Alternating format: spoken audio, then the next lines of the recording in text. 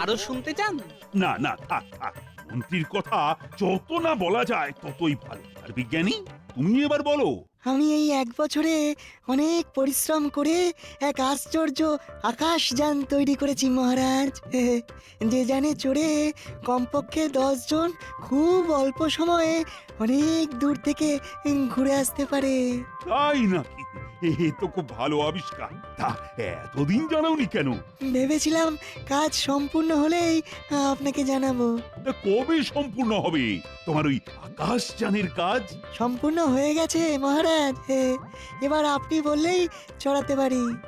ঠিক আছে ঠিক আছে, খুব তাড়াতাড়ি সকলে মিলে চড়বো তোমার ওই আকাশযানে। তাহলে আজকের মতো রাজসভা এখানেই শেষ। কাল সকলে আবার এসো কিন্তু।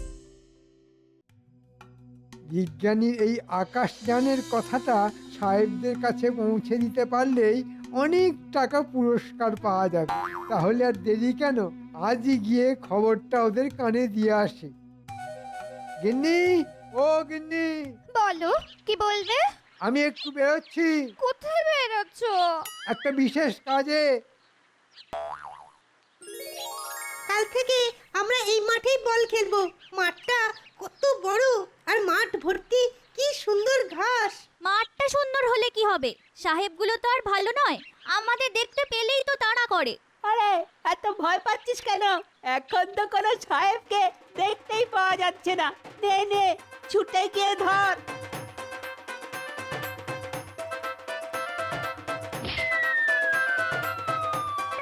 ক্যাবলার দল, বলটা ধরতে পারলি না? কিন্তু এখন কি হবে? বলটা যে সাহেবদের কুঠিতে ঢুকে গেল। চল তাহলে ভেতরে গিয়ে খুঁজে নিয়ে আসি। সাহেবরা যদি ধরে ফেলে? আরে পা টিপে টিপে যাব, আর বিপদ বুঝলেই মারব তো।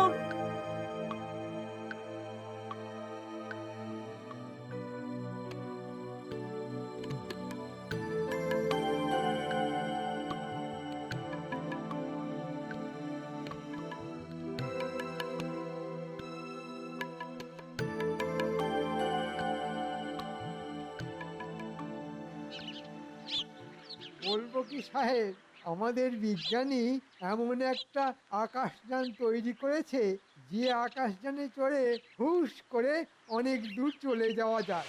কি সত্য? সত্যি সাহেব, একেবারে চন্দ্র সূর্যের মানে মানে ওই মুন অ্যান্ড সানের মতো সত্যি। তুমি কি করিয়া জানিলে? আজ রাজসভার মধ্যে সকলের সামনে বিজ্ঞানী এই আবিষ্কারের কথা ঘোষণা করেছে, তাই তো তোমাদের খবর দিতে এলাম। সাহেব, এত বড় আবিষ্কারটা তোমরা হাতিয়ে নাও। হটাইয়া লইব মানে চুরি করিব? চুরি বলছো কেন সাহেব? ভাবো তোমরা জয় করেছো। রাইট, ওই ভেহিকলটাকে আমরা জয় করিয়া আনিব। তা কিভাবে করিব? আমি বলছি, তোমরা শুধু মন দিয়ে শুনে যাও। Very good. অলরাইট, আজ রাত্রেই আমরা অ্যাকশন করিতে যাইব। কিন্তু আমারটা? তোমার ইনফরমেশন মতো কাজ করিয়া অ্যাকশন সাকসেসফুল হইলেই আমরা তোমাকে 200 সৈন্য মুদ্রা দিব। ধন্যবাদ সাহেব। তাহলে রাত 12টার পর বিজ্ঞানীর বাড়ির সামনে আমি অপেক্ষা করব। অলরাইট। বলিস কি রে, এত দূর? হ্যাঁ দাদু, এত দূর। ঠিক আছে, খবরটা যখন পেয়েই গেলাম তখন দেখ না কি করি আজ। এমন একটা খবর দিলাম, আমাদের রসগোল্লা আর মাখা সন্দেশ খাওয়াবে তো দাদু? ঠিক আছে, তাই হবে। তবে আজ নয়, কাল। আমি এখন যাই, বুঝলি, একটু সেনাপতির সাথে কথা বলে আসি।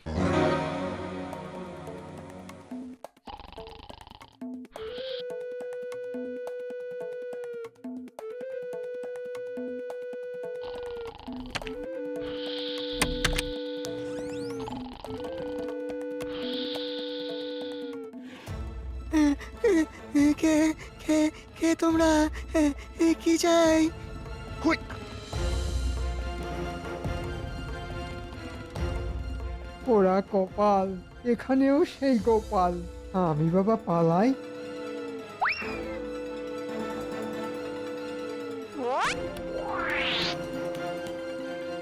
কেউ নড়বে না, কেউ নড়বে না। নড়বার চেষ্টা করলেই এই তলোয়ার দিয়ে বুক একেবারে এফোড় ওফোড় করে দেবো। সব কটাকে কারাগারে নিয়ে যাও। কাল রাজসভায় আকাশযান চুরি করতে আসার অপরাধে এদের বিচার হবে। মহারাজ কাল রাতে এই সাহেবরা লোকজন নিয়ে বিজ্ঞানীর আকাশযান চুরি করতে এসেছিল। ঘুমন্ত বিজ্ঞানীকে ওরা বেঁধেও রেখেছিল।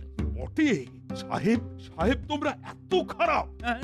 একদিকে আমাকে অনুষ্ঠানে যাবার জন্য নিমন্ত্রণ করে যাচ্ছ, অন্যদিকে রাতের অন্ধকারে গোপনে আমার বিজ্ঞানীকে বেঁধে তার আবিষ্কার চুরি করতে এসছো। এর শাস্তি কি জানো? কম করে 2 বছর সশ্রম কারাদণ্ড। আমাদের পানিশমেন্ট দিলে আপনার মন্ত্রীকেও পানিশমেন্ট দিতে হইবে। কেন কেন কেন মন্ত্রীকে শাস্তি দেবো কেন? বিকজ আমরা যাহা করিয়াছি সবকিছু উহারই প্ল্যান ছিল। মন্ত্রী সাহেবরা কি বলছে? তুমি নাকি ওদের চুরি করতে তাতিয়েছ? কি হলো, চুপ করে আছো কেন? না মহারাজ, আমি ওদের চুরি করতে বলিনি। বলনি? বলনি? তাহলে ওরা এই আকাশযানের কথা জানলো কি করে? না, আসলে ওরা খুব গর্ব করে বলেছিল যে ওদের দেশের বিজ্ঞান নাকি খুব উন্নত, তাই ওদের শুধু চমকে দেওয়ার জন্যে আমি মুখ ফসকে বিজ্ঞানীর আবিষ্কারের কথাটা বলেছিলাম। কিন্তু ওরা যে এমন একটা বাজে কাজ করবে এটা আমি বুঝতে পারিনি মহারাজ, বুঝতে পারিনি। সত্যি বলছো? সত্যি মহারাজ। নকল কান্নাকাটি করে পার পেয়ে যেতে চাইছে। ঠিক আছে, পেয়ে যাক পার, তবে ওকে এমন আসল কান্না কাঁদাবো না, বুঝবে তখন মজা।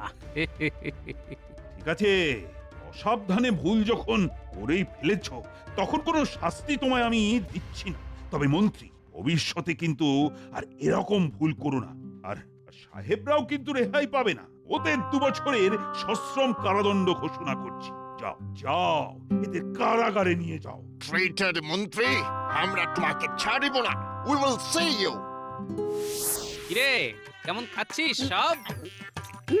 ভালো ভালো ভালো, খুব ভালো গো দাদু, যাকে বলে একেবারে পেট পুরে। গোপাল দাদা, মহারাজ একবার তোমাকে রাজবাড়িতে ডেকেছেন গো। ঠিক আছে, চলো তোরা খা, আর কিছু লাগলে ভোলা দাদুর কাছ থেকে চেয়ে নিস। ভোলা, আমি রাজবাড়ির থেকে ফেরার পথে পয়সা দিয়ে যাব। ঠিক আছে, তুমি যাও। মহারাজ হঠাৎ খবর পাঠিয়ে আমাদের এখানে ডেকে আনার কারণ? আরে বাবা, বলবো বলবো, শুধু গোপালকে আসতে দাও। আমি এসে গেছি মহারাজ। এই তো, এই তো, গোপাল যখন এসে গেছে তখন বলেই ফেলি। আসলে ওই সাহেবরা তো আমাকে কেক খেতে যাওয়ার নেমন্তন্ন করেছিল, কিন্তু চুরির মতো দুষ্কর্মের দায়ে সাহেবরা তো এখন আমারই কারাগারে বন্দী। সে অন্যায় করলে শাস্তি তো পেতেই হবে মহারাজ। কিন্তু আমার মনটা যে বড্ড বিলাতি কেক করতে শুরু করে দিয়েছে। আর শুনেছি বিলাতি কেক খেতে নাকি ভারী সুস্বাদু। তাহলে চলো বড় কোনো শহরে গিয়ে সকলে মিলে বিলাতি কেক খেয়ে আসি। কিন্তু শহর কি এখানে নাকি? সে তো প্রায় 200 মাইল দূরে। আহা, তার জন্য এত চিন্তা করছো কেন? আমাদের বিজ্ঞানীর তৈরি করা আকাশ জানাচ্ছে না, তাতে চড়বো আর হুশ করে শহরে পৌঁছে যাব। কি বিজ্ঞানী, যেতে পারবো না? অবশ্যই পারবেন মহারাজ, শুধু কারা কারা যাবেন আর কবে যাবেন বলুন। তাহলে বলো বলো, কারা কারা বিলাতি কেক খেতে শহরে যাবে? সব থেকে আগে মন্ত্রী মশাইয়ের নামটা লিখে নিন মহারাজ। বিলাতি কেকের নাম শুনলেই ওনার মুখ দিয়ে লাল ঝরতে শুরু করে দেয় যে। দেখেছেন মহারাজ, গোপাল আবার কেমন টিটকারি কাটতে শুরু করে দিয়েছে। আহা, রেগে যাচ্ছ কেন মন্ত্রী? তুমি যাবে, অবশ্যই যাবে। তা আর কে কে যাবে বলো? আমি যাব মহারাজ। আমিও যাব। আমিও যাব। ঠিক আছে, চলো সকলে মিলে একটু বিলাতি কেক খেয়ে হইচই করে আসা যাক। কবে যেতে চান মহারাজ? তবে কালই চলো।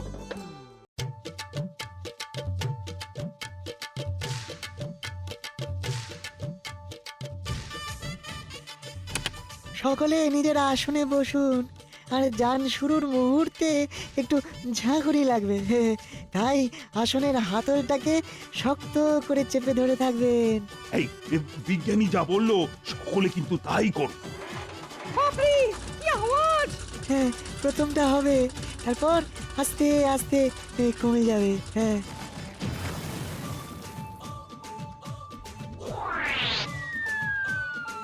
বাহ বাহ বাহ বাহ, আমরা কেমন মাটি ছাইয়ে মেঘের ওপর দিয়ে উড়ে চলেছি।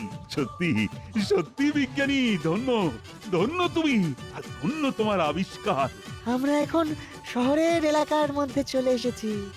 এই তো উঠলাম, হ্যাঁ, এরই মধ্যে শহর এসে গেল। মহারাজ, এই হলো আকাশযান, বাতাসের বেগে ছোটে। আমরা এখন নামবো, তাই এই সকলে আবার ওই সামনের হাতল শক্ত করে চেপে ধরে থাকুন।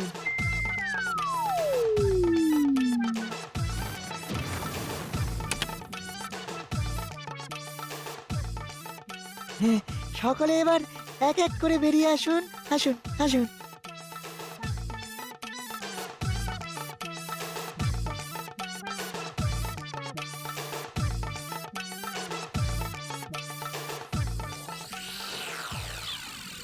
কিন্তু একটা মাঠ, এখানে বিলাতি কেকের দোকান কোথায়? চলুন খুঁজে দেখি, এ কোথাও না কোথাও তো খুঁজে পাবোই। ওই দেখুন মহারাজ, বিলাতি কেকের দোকান।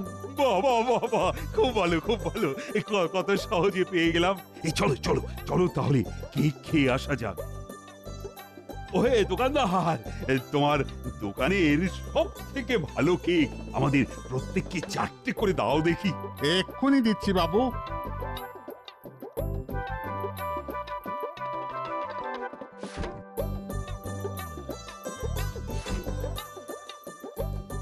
হুম, হুম, হুম। বাহ বাহ বাহ, বড় ভালো। এই না হলে বিলাতি কেক। সত্যি মহারাজ, মুখে দিলাম আর মিলিয়ে গেল। কেক তো ভালোই খাওয়ালে, তার দাম কত? আগে আসল বিলাতি কেক তো, তাই দাম একটু বেশি। ওই মানে সর্বসাকুল্যে 10 টাকা। তোমার কেক খেয়ে এত খুশি হয়েছি যে 10 টাকার পরিবর্তে আমি তোমাকে 2টি সোনার মোহর দেব। 10 টাকার বদলে 2টো সোনার মোহর, এ তো আমার স্বপ্নেরও অতীত। তা হাতে তো এখনো কিছু সময় আছে। চলো চলো, শহরের আশপাশটা একটু দেখে আসি। আমি কোনোদিন শহর দেখিনি। চলুন মহারাজ, শহরটা দেখে আসা যাক।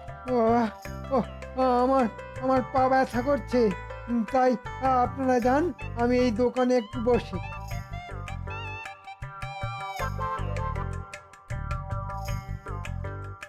এখানে এসেও মন্ত্রী আবার কোনো বদমতলব আঁটতে শুরু করে দিল না তো? একবার দেখে আসি। মহারাজ, আমি চট করে একটু আসছি। আহ, পায়ে ব্যথা বলে মন্ত্রী এলো না, তো তুমি আবার কোথায় যাচ্ছ? আগে প্রকৃতির চাপ মহারাজ।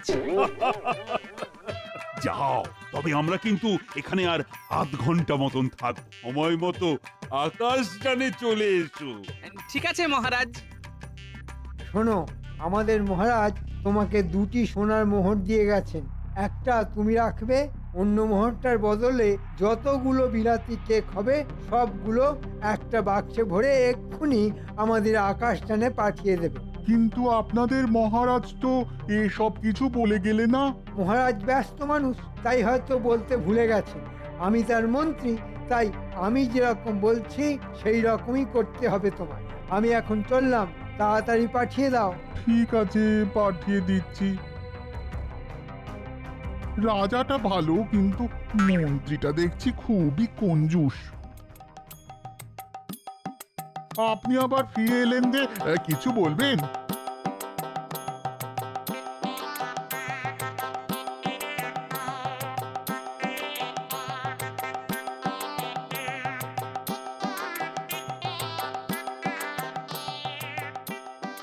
এবার তাহলে আমরা আকাশে উড়বো।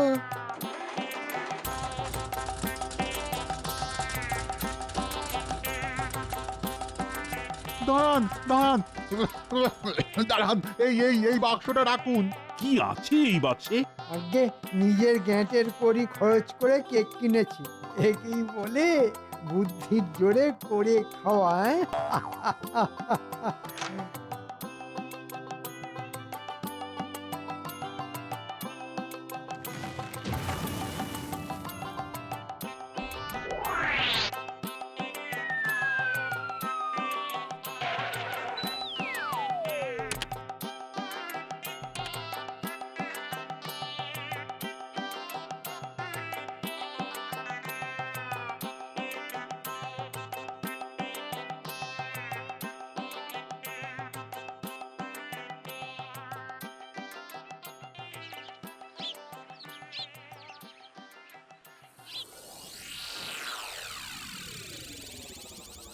মন্ত্রী, কাউকে কিছু না জানিয়ে বিলাতি কেক তো কিনলে, তা কি কি কেক কিনলে সেটা একবার দেখতে পারি কি?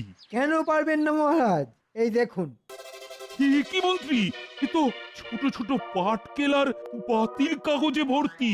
হ্যাঁ, আমার কাছ থেকে একটা গোটা মোহর নিয়ে হতচ্ছাড়া দোকানদার আমাকে ঠকিয়েছে। হ্যাঁ, কেন মিথ্যে কথা বলছেন মন্ত্রী মশাই?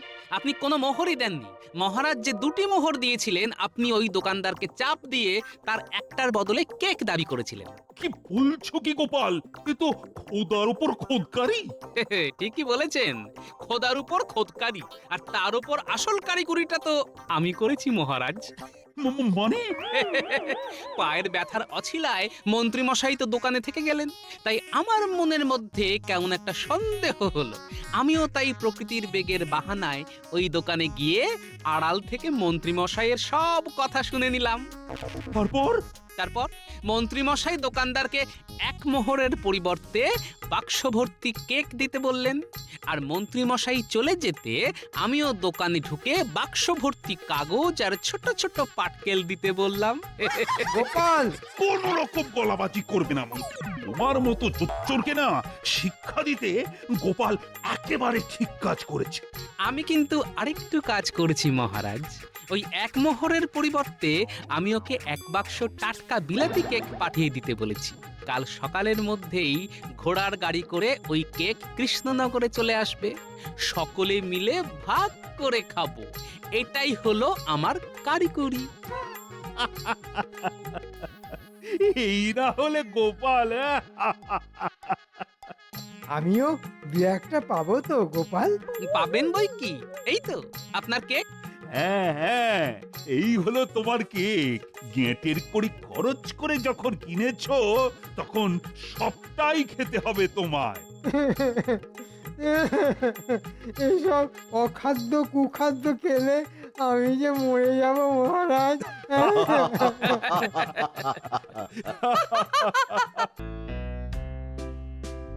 বলো সাহেব, কি বলতে এসেছো?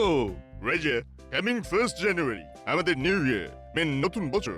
আমরা তাই এভরি ইয়ার 31st ডিসেম্বর রাত 12টার সময় নিউ ইয়ার সেলিব্রেট করি। বাহ বাহ বাহ, এ তো খুব ভালো খবর। আপনি যদি দিস ইয়ারে আমাদের পার্টিতে অ্যাটেন্ড করেন তাহলে আমরা খুব আনন্দিত হইব। ঠিক আছে ঠিক আছে, আমি অবশ্যই চেষ্টা করব। So kind of you, so kind of you. আপনি অ্যাটেন্ড করলে আমরা আপনাকে আমাদের বিলাতি কেক খাওয়াইবো। মানে পিঠে? জানো সাহেব, এই পৌষ মাসে আমরাও পিঠে তৈরি করি।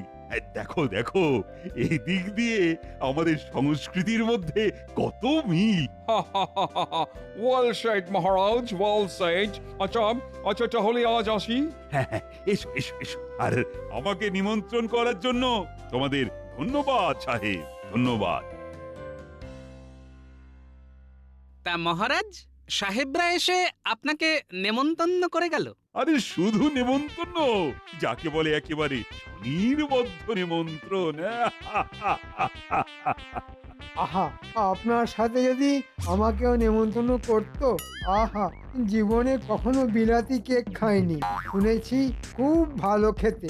বাবা, কেকের কথা শুনেই তো দেখছি আপনার মুখ দিয়ে লাল ঝরতে শুরু করে দিল। দেখেছেন মহারাজ, আমি সরল সিধে মানুষ, সাদা মনে কাদা নেই, তাই আগ বাড়িয়ে মনের ইচ্ছা প্রকাশ করেছি মাত্র। আর দুঃখ পেতে হবে না মন্ত্রী মশাই। মহারাজ, আপনি কেক খেতে গেলে মন্ত্রী মশাইকেও সঙ্গে করে নিয়ে যান, তাতে যদি এই সরল সিধে মানুষটার মনের দুঃখ একটু কমে। এই থামো থামো সব, রঙ্গরসিকতা থামিয়ে আমার একটা প্রশ্নের জবাব দাও দেখি। আচ্ছা, গত পৌষ মাস থেকে এই পৌষ মাস পর্যন্ত তোমরা কে কি কাজের কাজ করেছো বলো তো? মানে এই 1 বছরের কাজের ফিরিস্তি চাইছেন? মনে করো তাই। এই 1 বছরে আমি তালিম দিয়ে 100টা নতুন সৈন্য তৈরি করেছি মহারাজ। বেশ বেশ, খুব ভালো। তা রাজপণ্ডিত, তুমি কি করেছো? আমি ছাত্র পড়িয়ে তাদের শিক্ষিত করে তুলেছি। আমি প্রতিদিন অসুস্থ মানুষকে চিকিৎসা করে সুস্থ করে তুলেছি। আমিও বেকার বসে থাকিনি মহারাজ।